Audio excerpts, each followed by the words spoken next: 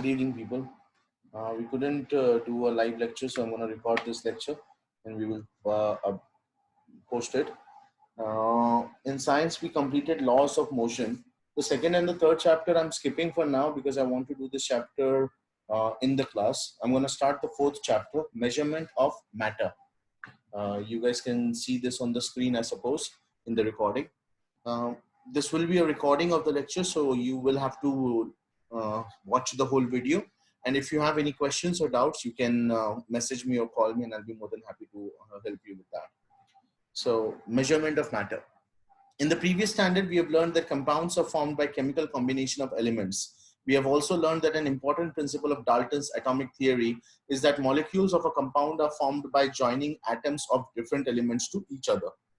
तो हमने क्या किया था पिछले स्टैंडर्ड में, क्या सीखा था कि कंपाउंड जो है वो केमिकल कॉम्बिनेशन से बनता है एलिमेंट्स के, यानी कि एलिमेंट्स का जब केमिकल कॉम्बिनेशन होता है उससे कंपाउंड बनता है. और डाल्टन्स एटॉमिक थियरी से हमने क्या समझा था कि मॉलिक्यूल जो है वो एटम्स के अलग अलग एलिमेंट के जो एटम्स है जब वो जुड़ते हैं तो उससे मॉलिक्यूल्स बनता है. ये दो चीजें हमने सीखी थी. तो what is the law of chemical combination? Laws of chemical combination.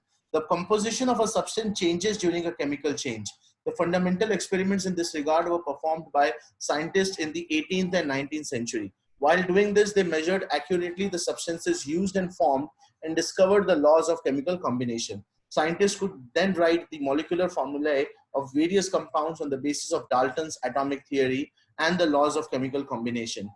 Here, we shall verify the laws of chemical combination by means of known molecular formulae.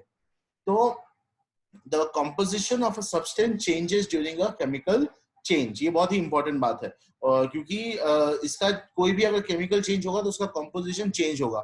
18th और 19th century में कई experiments हुए जिससे ये सारी चीजें हमने accurately measure करके हम समझ पाए. इसके वजह से अब साइंटिस्ट जो है वो molecular formulae लिख पा रहे हैं डाल्टन की atomic theory के हिसाब से. यहाँ पे नीचे दो experiments दिए हैं जिससे हम चीजों में आने वाली changes को समझ सकते हैं. Once we are in a classroom, हम लोग ये सारे experiments करके आपको दिखाने की कोशिश करेंगे कि कैसे ये फर्क होता है. Law of conservation of matter. In the above activities, the mass of the original matter and the mass of the matter newly formed as a result of the chemical changes are equal. In 1785, the French scientist Antoine Lavoisier inferred from his research that there is no rise or drop in the mass of the matter during a chemical reaction. In a chemical reaction, the total mass of the reactants is same as the total mass of the products formed due to the chemical reactions, and this is called the law of conservation of matter. ये बहुत ही important law है guys. Law of conservation of matter. Conservation मतलब क्या होता है? Conservation मतलब संभालना. Conservation मतलब क्या होता है? Conservation मतलब संभालना. तो कोई भी मैटर में अगर कोई केमिकल चेंज होता है तो जो भी टोटल मास है रिएक्टेंट्स का, रिएक्टेंट्स क्या होते हैं? वो चीज जिनके ऊपर केमिकल चेंज हो रही है उसको हम कहते हैं रिएक्टेंट्स. तो जो भी मास है रिएक्टेंट्स का वही मास होगा प्रोडक्ट्स का. प्रोडक्ट्स क्या है? जो केमिकल कंपोजिशन है सब्सटेंस का जो हमें मिलता है रिएक्शन होने के बाद उसको हम प्रोडक्ट कहते हैं. तो जितना टोटल मास रिएक्टेंट्स का है यानी कि रिएक्शन होने से पहले मैटर का है वही टोटल मास प्रोडक्ट्स का होगा, यानी कि रिएक्शन होने के बाद जो मैटर है उसका भी टोटल मास जो है वो सेम ही होगा. ये बहुत ही इंपॉर्टेंट है. इसको कहते हैं law of conservation of matter. क्या कहते हैं? Law of conservation of matter. ये कब आइडेंटिफाई हुआ? 1785 में. 1785 में. क्या नाम है साइंटिस्ट का? एंटवान लेवोसियर. इसकी स्पेलिंग, इसका नाम और ये ईयर, ये तीनों आपको याद रखना है क्योंकि फिल इन द ब्लैंक्स या मैच द फॉलोइंग में आ सकता है. और law of conservation of matter का जो लाइन है ये इन अ केमिकल रिएक्शन से लेकर के मैटर तक, इसको आप अंडरलाइन करिए और याद करिए. ये बहुत ही इंपॉर्टेंट है. ठीक है guys. Now an introduction to the scientist. तो एंटवान लेवोसियर के बारे में यहाँ पे बहुत कुछ लिखा है. French scientist, father of modern chemistry, substantial contribution in the fields of chemistry, biology, and economics. Nomenclature of oxygen and hydrogen. Showed that matter combines with oxygen during combustion. Was the first to use accurate weighing techniques to weigh mass of reactants and products in a chemical reaction. Discovered that water is made up of hydrogen and oxygen. First writer of the law of conservation of mass in a chemical reaction. Assigned systematic names to the compounds, example sulfuric acid, copper sulfate, sulfide. Authored the first book on modern chemistry, Elementary Treatise on Chemistry in 1789. Studied the elements such as oxygen, hydrogen, nitrogen, phosphorus, mercury, zinc, and sulfur. तो इन्होंने बहुत कुछ किया है guys. In fact ये एक अकेले आदमी ने इतनी सारी चीजें की हैं जो आज हम लोग यूज करते हैं, जिसके बिना हमें नहीं समझेगा। यानी कि ऑक्सीजन का नाम क्या होगा, हाइड्रोजन का नाम क्या होगा। इन्होंने ये बताया कि आग लगने पे ऑक्सीजन जो है उससे मैटर कंबाइन होता है। एक्चुअल वेट कैसे निकालने का कोई भी मॉलिक्यूल का, ये इन्होंने पता लगाया। इन्हें ये भी इन्होंने पता लगाया कि पानी के अंदर हाइड्रोजन और ऑक्सीजन होता है। कंजर्वेशन ऑफ मास इन्होंने ही लिखा, अभी हमने वो पढ़ा। इन्होंने प्रॉपर नाम दिए सल्फ्यूरिक एसिड को H2SO4, कॉपर सल्फेट को CuSO4 और सल्फाइड को CuSO3। इन्होंने बुक बेसिक केमिस्ट्री की जो बुक है वो आज से कितने साल पहले 1789 में लिखी, और कई सारे एलिमेंट्स जैसे कि oxygen, hydrogen, nitrogen, phosphorus, mercury, zinc और सल्फर, इन्होंने इसके ऊपर काफी पढ़ाई की है। तो एंटोइन लावसियर के बारे में यहाँ पे एक पैराग्राफ है, इसको आप ध्यान रखेंगे। Now coming to the second law, law of constant proportion. Law of constant proportion. In 1794, the French scientist J.L. Proust stated the law of constant proportions as the proportion by mass of the constituent elements in the different samples of a compound is fixed. Example: the proportion of mass of hydrogen and oxygen in water is obtained from any source 1:8.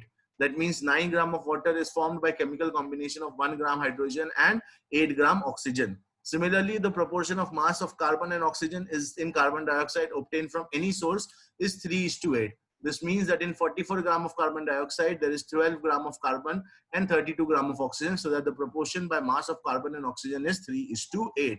तो इन्होंने क्या बताया? इन्होंने बताया कि ये जो JL Proust साहब हैं, इन्होंने बताया है कि जो मास होता है कॉन्स्टिट्यूएंट एलिमेंट्स का वो फिक्स होता है। यानी कि जो भी उनका प्रोपोर्शन है, जैसे फॉर एग्जांपल अगर वाटर है H2O, तो H2O जो है वो 1:8 के ही कॉम्बिनेशन में होगा। यानी कि एट ऑल गिवन टाइम्स हर एक हाइड्रोजन के लिए 8 ऑक्सीजन का एटम्स लगेगा ही लगेगा एट ऑल टाइम्स, चाहे वो कितना भी हो। अब अगर फॉर एग्जांपल वो 9 ग्राम पानी है तो उसमें 1 ग्राम हाइड्रोजन और 8 ग्राम ऑक्सीजन होगा। अगर 81 ग्राम पानी है तो उसमें 9 ग्राम हाइड्रोजन और 72 ग्राम ऑक्सीजन होगा। यानी कि प्रोपोर्शन हमेशा सेम रहेगा, प्रोपोर्शन हमेशा उतना ही रहेगा, कभी भी प्रोपोर्शन में कोई भी चेंजेस नहीं आएंगे। उसी तरह अगर कार्बन डाइऑक्साइड CO2 जो है वो हमेशा 3:8 के फॉर्म में रहेगा। यानी कि अगर फॉर एग्जांपल 36 ग्राम ये है कार्बन है तो उसके सामने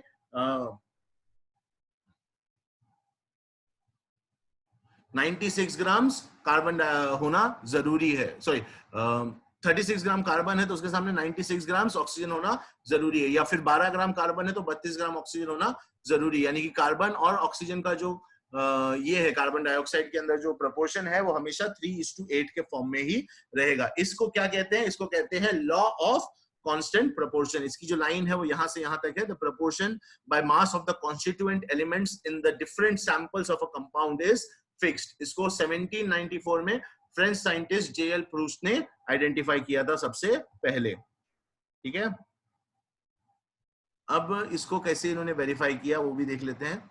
Verification of the law of constant proportion. Many compounds can be made by different methods. For example, 2 samples of the compound copper oxide CuO were obtained by the decomposition of copper carbonate CuCO3 and another by decomposition of copper nitrate CuNO3 2. From each of these samples, a mass of 8 gram of copper oxide was taken and each was treated independently with hydrogen gas. Both gave 6.4 gram copper and 1.8 gram water. Let us see how this is a verify of the law of constant proportion. तो ये कह रहा है कि कई सारे compounds जो है वो बहुत सारे अलग अलग तरीकों से फाइंड आउट कर सकते हैं। जैसे कि अभी जब कंपाउंड कॉपर ऑक्साइड है, ये है CuO, इसको अगर हमें चाहिए तो इसके बहुत सारे तरीके हैं। 2 अलग अलग तरीके क्या हैं? एक तो है कि कॉपर कार्बोनेट यानी CuCO3 को डिकम्पोज करो और दूसरा है कॉपर नाइट्रेट यानी CuNO3 को डिकम्पोज करो। तो दो एकदम अलग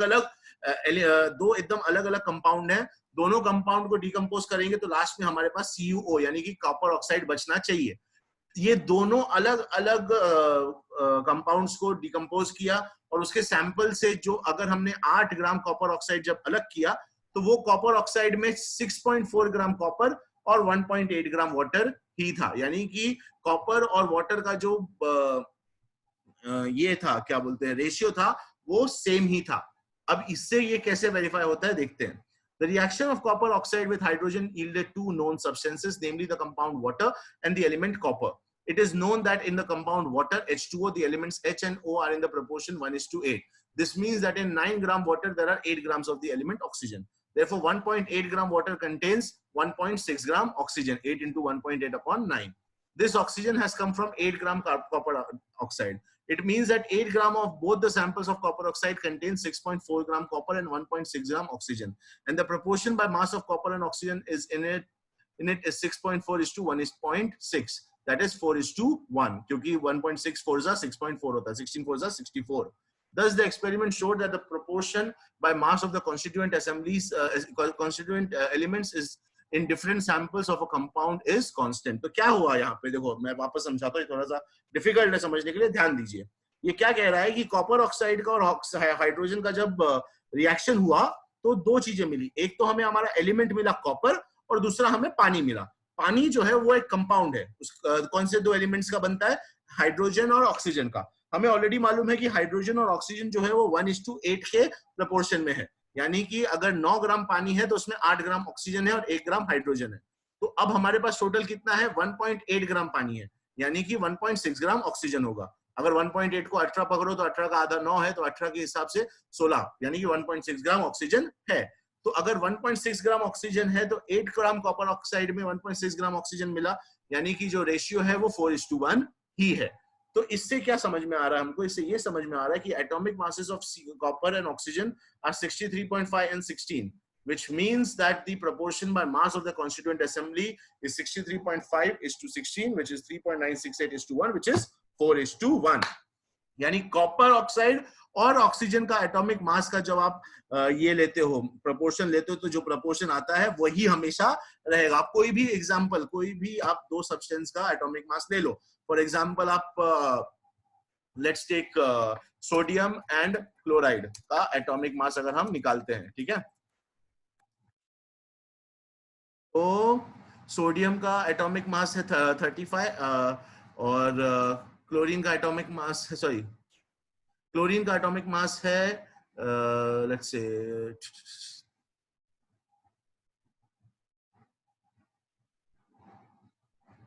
ओके या तो सोडियम का कुछ 22 है, क्लोरीन का कुछ 35 है.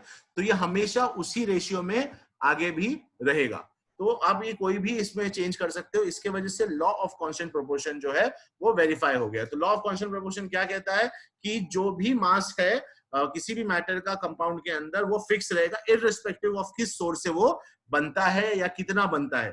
चाहे आप 1 ग्राम लो या आप 100 ग्राम लो, रेशियो जो है उसके अंदर के जो एलिमेंट्स का रेशियो है वो कांस्टेंटली सेम रहेगा, वो कभी भी चेंज नहीं होगा. ठीक है.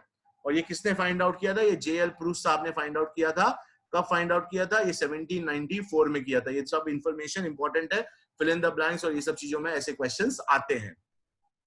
Now coming to atom, size, mass and valency. We have learned that the center of an atom is the nucleus, and that there are moving electrons in the extranuclear part. The electrons are negatively charged elementary particles, while the elementary particles that make up the nucleus are positively charged protons and electrically neutral neutrons. तो अब atom क्या होता है? हमें पता है कि atom सबसे smallest single part होता है किसी भी matter का. इसके अंदर होता है न्यूक्लियस और फिर इलेक्ट्रॉन्स होते हैं जो कि न्यूक्लियस के बाहर होते हैं.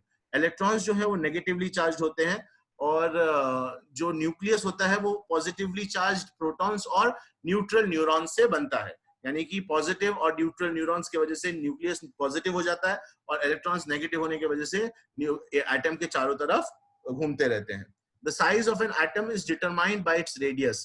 The atomic radius of an isolated atom is the distance between the nucleus of an atom and its outermost orbit.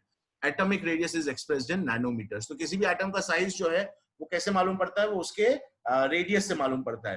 तो रेडियस क्या होता है? रेडियस ये होता है कि जो भी न्यूक्लियस से लेके आउटर मोस्ट ऑर्बिट का जो डिस्टेंस है उसको हम कहते हैं रेडियस. और एटॉमिक रेडियस को क्या मेजरमेंट लेता है? नैनोमीटर्स में हम मेजर करते हैं. नैनोमीटर का मेजरमेंट क्या है? 1 metre is equal to 10⁻⁹ nanometres. यानी कि 1 मीटर का अगर आप 1 मीटर को 1 अपॉन, अगर 1 मीटर को आप 1 के बाद 9 जीरोस लगा के डिवाइड करेंगे तो उतना छोटा एक नैनोमीटर होता है. और उसमें हाइड्रोजन एटम जो है वो 10 नैनोमीटर्स, वाटर मॉलिक्यूल 9 नैनोमीटर्स और हेमोग्लोबिन मॉलिक्यूल 8 नैनोमीटर्स जितना साइज का है।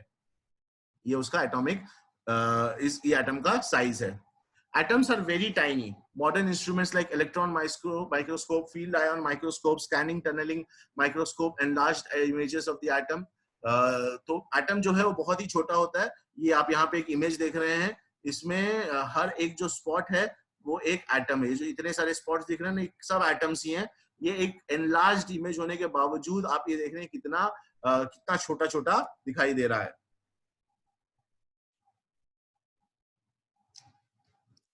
The atomic size depends on the number of electrons orbits in the atom. The greater the number of orbits, the larger the size. For example, an atom of K is bigger than an atom of sodium. If two atoms have the same outermost orbit, then the atom having the larger number in the electrons in the outermost orbit is smaller than the one having fewer electrons in the same outermost orbit. For example, an atom of magnesium is smaller than an atom of Na, that is sodium. अच्छा, तो ये क्या है? Atom का size किस पे depend करता है? एटम का साइज डिपेंड करता है उसके पास कितने ऑर्बिट्स हैं। जितनी ज्यादा ऑर्बिट्स होंगे उतना वो बड़ा होगा। तो जैसे कि अब पोटेशियम के ऑर्बिट्स ज्यादा है तो वो सोडियम से बड़ा है। अगर दोनों के ऑर्बिट सेम है तो वो एटम का ऑर्बिट छोटा होगा जिसके पास लास्ट वाले इसमें ज्यादा इलेक्ट्रॉन्स है। तो जितने कम इलेक्ट्रॉन्स होंगे उतना वो एटम का साइज बड़ा होगा। ऐसा क्यों होता है? क्योंकि जब इलेक्ट्रॉन्स ज्यादा होते हैं तो वो अपने आप को खींचता है न्यूक्लियस की तरफ, इस वजह से उसकी साइज छोटी होती है कंपेयर टू वो एटम्स जिनके पास लास्ट शेल में कम इलेक्ट्रॉन्स हैं। ठीक है, with me so far? Now coming to the mass of an atom. The mass of an atom is concentrated in its nucleus and it is due to the protons P and neutrons N in it. The total number of protons and neutrons in the atomic nucleus is called the atomic mass number. Protons and neutrons are together called nucleons. तो जो atom का मास होता है वो उसके nucleus में होता है, उसका इलेक्ट्रॉन से कोई लेना देना नहीं है। तो मास और जो होता है एटम का वो उसके सिर्फ न्यूट्रॉन्स में होता है, सॉरी उसके सिर्फ न्यूक्लियस में होता है और उसके प्रोटॉन्स और न्यूट्रॉन्स को ऐड करके बनता है। इसके लिए प्रोटॉन्स और न्यूट्रॉन्स को साथ में न्यूक्लियॉन्स भी कहते हैं। ये तो जो भी total number of protons and neutrons is called the atomic mass number. ये बहुत इंपॉर्टेंट डेफिनेशन है गाइस, ये आपके एग्जाम में भी आ सकता है, इसको आप अंडरलाइन करेंगे और याद करेंगे। An atom is very tiny. Then how do we determine its mass? Scientists too face this question. It was not possible for scientists of the 19th century to measure atomic mass accurately. Therefore, the concept of relative mass of an atom was put forth. A reference atom was required for expressing the relative mass of an atom. The hydrogen atom, being the lightest, was initially chosen as the reference atom. The relative mass of a hydrogen atom, which has only one proton in its nucleus, was accepted as 1. Therefore, the magnitude of the relative atomic masses of various atoms became equal to their atomic mass number, that is P plus N. तो actual atom का जो size major करना, मास major करना इतना आसान नहीं है क्योंकि वो बहुत छोटा होता है। और 19th सेंचुरी में जब साइंटिस्ट लोगों ने ये एटम्स फाइंड आउट किए तब तो उनके लिए बहुत मुश्किल था। तो इन्होंने क्या किया, इन्होंने एक relative mass of an atom का आइडिया निकाला। इनके हिसाब से हाइड्रोजन, क्योंकि उसके पास एक ही इलेक्ट्रॉन होता है, उसको सबसे हल्का माना गया और उसको चूज किया गया और उसको नंबर 1 दिया गया। और फिर उसके बाद depending on the number of number of protons and neutrons से जो उनका मासेस था उसको रिलेटिवली कैलकुलेट किया गया। So the mass of one nitrogen atom is 14 times that of a hydrogen atom. Therefore, the relative mass of a nitrogen atom is 14. This is how the relative atomic masses of various elements were determined. On this scale, the relative atomic masses of many elements came out to be fractional. Therefore, in the course of time, some other atoms were chosen as reference atoms. Finally, in 1961, the carbon atom was selected as a reference atom. In this scale, the relative mass of a carbon atom was accepted as 12. The relative atomic mass of one hydrogen atom compared to the carbon atom became 12 into 1 upon 12, that is 1. The mass of one proton and one neutron on the scale of relative atomic masses is approximately 1. तो mass of nitrogen कितना है? 14 times है hydrogen का। तो अब hydrogen 1 है तो nitrogen कितना हो जाएगा? 14 हो जाएगा। इसके वजह से कुछ ऐसे एलिमेंट्स थे जिनका एटॉमिक मास बहुत छोटा होने लगा। इसीलिए लोगों ने क्या किया कि 1961 में हाइड्रोजन की जगह कार्बन को सेलेक्ट किया रेफरेंस एटम के तौर पे और उसका मास जो है वो 12 दिया गया। और फिर जितना भी बाकी के एलिमेंट्स थे उस हिसाब से उसको कैलकुलेट किया। ये लोगों ने क्या डिसाइड किया कि 1 प्रोटॉन और 1 न्यूट्रॉन मिलके 1 एटॉमिक मास बनेगा। उस हिसाब से ये लोग आगे आगे बढ़ते गए। यहाँ पे रिलेटिव एटॉमिक मास दिया गया है कुछ एलिमेंट्स का। ये आप देख सकते हैं, हाइड्रोजन का 1 है, हीलियम का 4 है, लिथियम का 7 है, बेरिलियम का 9 है, बोरॉन का 11 है, कार्बन का 12 है, नाइट्रोजन का 14 है, फ्लोरीन का 19 है, नियॉन का 20 है, मैग्नीशियम का 24 है, सिलिकॉन का 28 है, फास्फोरस का 32 है, क्लोरीन का 35.5 है और कैल्शियम का 40 है। तो ये सब अलग अलग रिलेटिव एटॉमिक मासेस हैं। Today we have highly accurate methods for measuring the mass of an atom directly. Hence, instead of relative mass, unified mass has now been accepted as the unit of atomic mass. It is called Dalton. Its symbol is U. 1 U is equal to 1.66053904 into 10 raised to minus 27 kg. अब हमारे पास accurate method है किसी भी mass का, किसी भी atom के mass को exactly measure करने का, और अब हम उसको unified mass कहते हैं, और unified mass को हम Dalton में measure करते हैं। उसका symbol क्या है? U है। उसका मेजरमेंट कितना है? 1.66053904 इंटू 1/1, उसके बाद 27 जीरोस। 10 रेज टू माइनस 27 क्या होता है? 10 रेज टू माइनस 27 का मतलब होता है 1/1, उसके बाद 27 जीरोस। तो ये बहुत इंपॉर्टेंट है गाइस। इसको आप कई बार आपको ये चीज आएगी, तो मैं चाहता हूं कि आप ये चीज अच्छे से समझ लें कि 10/10 रेज टू माइनस 27 का मतलब होता है 1/1 फॉलोड बाय 27 जीरोस। ओके, जो भी 27 जीरोस आप मान लीजिए 27 जीरो ये होता है। ये मैंने लिखा है 10 रेज टू माइनस 27, ये रेज टू का साइन समझ लीजिए। ये होता है 1/1 के बाद 27 जीरोस। ठीक है गाइस, तो ये हमेशा आप लोगों को अच्छे से समझना है, ये आगे भी आपके पास बहुत बार आएगा।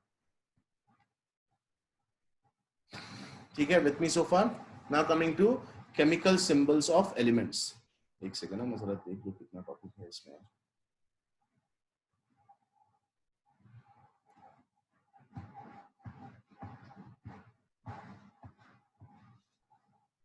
तो आज तो पूरा नहीं होगा, बट हम लोग और 1-2 पेज कवर कर लेते तो आगे के लिए कम बचेगा फिर। ठीक है, तो chemical symbols of elements. Dalton used certain signs to represent elements. For example, dot for hydrogen, C for copper. Today we use the symbols determined by IUPAC, which is International Union of Pure and Applied Chemistry. These are official names and symbols and are used all over the world. The current method of choosing chemical symbols is based on the method invented by Berzelius. According to this method, the symbol of an element is either the first letter of the or the first and second another specific letter in its name. Of the two letters, the first is written as capital and the second is small.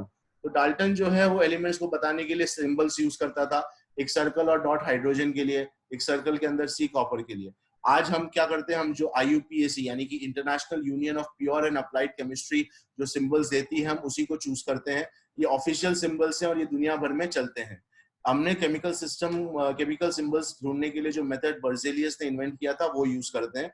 इसके तहत हम या तो पहला letter उस element का या पहला और दूसरा लेटर दोनों मिला के यूज किया जाता है। जैसे कि कार्बन के लिए खाली हम C यूज करते हैं, ऑक्सीजन के लिए खाली O यूज करते हैं, हाइड्रोजन के लिए खाली H यूज करते हैं, बट सोडियम के लिए Na यूज करते हैं। तो N कैपिटल और A छोटा यूज करते हैं। वैसे ही क्लोरीन के लिए Cl यूज करते हैं, जिसमें C कैपिटल और L छोटा यूज करते हैं।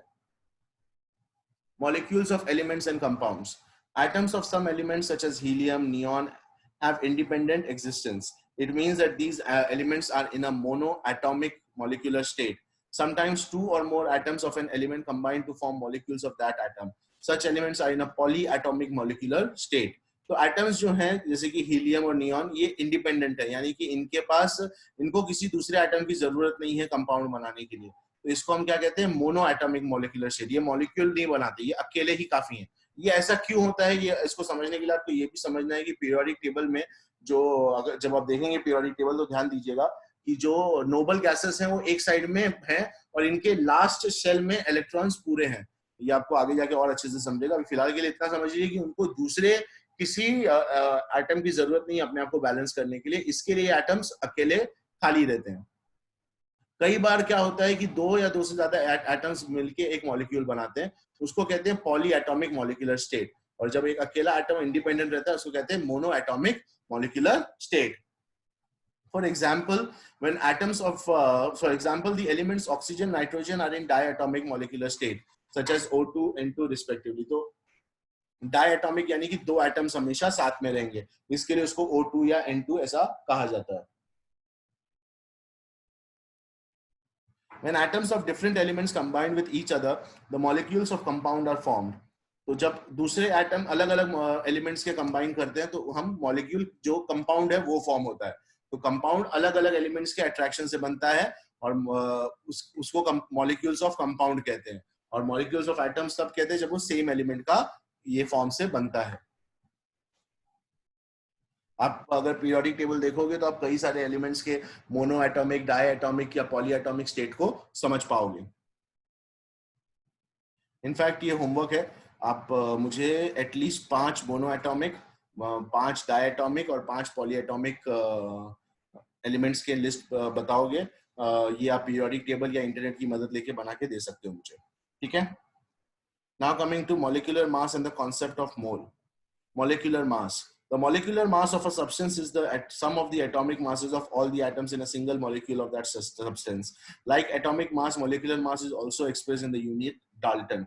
तो molecular mass क्या होता है? जैसे atomic mass आपको समझा, वैसे ही molecular mass में जितना भी atomic mass सारे atoms को मिला के बन रहा है एक single molecule में, उसको हम molecular mass कहते हैं. तो molecular mass कैसे मालूम पड़ेगा? अब हाइड्रोजन का atomic mass 1 है, ऑक्सीजन का atomic mass 16 है. हाइड्रोजन के कितने एटम्स है? 2 एटम्स है. ऑक्सीजन का कितना है? 1 है.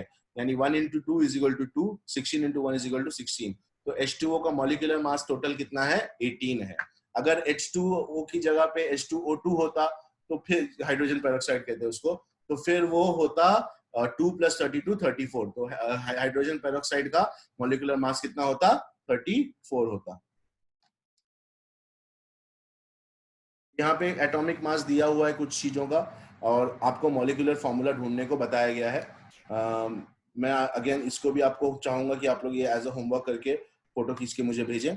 मैं आपको एक करके दिखाऊंगा ताकि आपको समझ में आए कि कैसे करना है. Let's me just choose one of these. मैं आपको AlCl3 का करके दिखाता हूँ. ठीक है गाइस. तो हमारे पास क्या है? AlCl3. इमेजिन करो 3 नीचे है मेरे पास. अब यहाँ पे सारे टूल्स नहीं है. ठीक है. इसके अंदर एल्यूमिनियम का 1 मास है और एल्यूमिनियम का एटॉमिक मास कितना दिया हुआ है आपको? एल्यूमिनियम का 27 दिया हुआ है. और उसी तरह क्लोरीन का कितना दिया हुआ है? क्लोरीन का दिया हुआ है 35.5. एल्यूमिनियम का टोटल कितने एटम्स है हमारे पास? 1 ही एटम है. और क्लोरीन के कितने एटम है? 3 एटम है. तो इसका मतलब क्या होता है? एल्यूमिनियम का एटॉमिक मास टोटल कितना है? क्योंकि एक ही एटम है मॉलिक्यूल के अंदर तो ये 27 ही होगा. और इसके 3 है तो ये होगा 35.5 into 3 यानी कि 3 5 15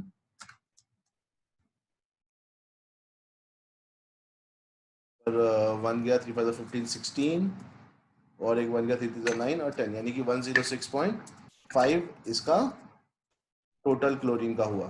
यानी एक्चुअल टोटल कितना है इसका मॉलिक्यूलर मास? 106.5 + 27 यानी 133.5.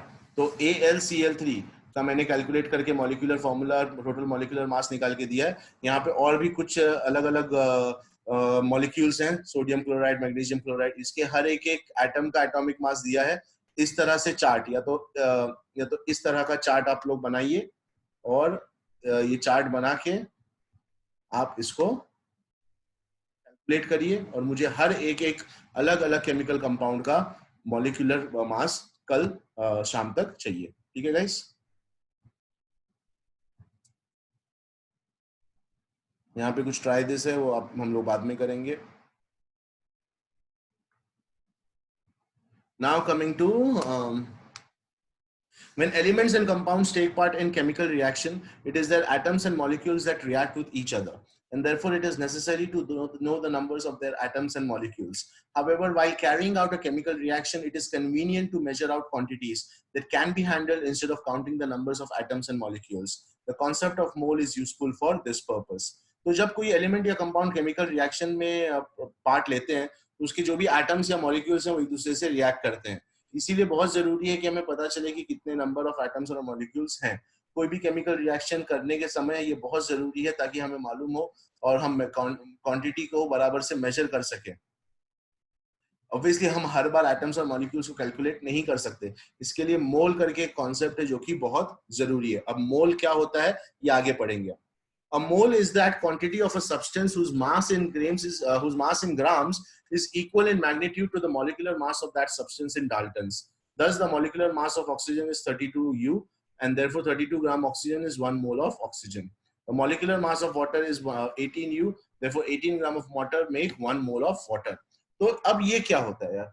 अब मेरे को आप बताओ कि मैंने आपको बता दिया कि जैसे फॉर एग्जांपल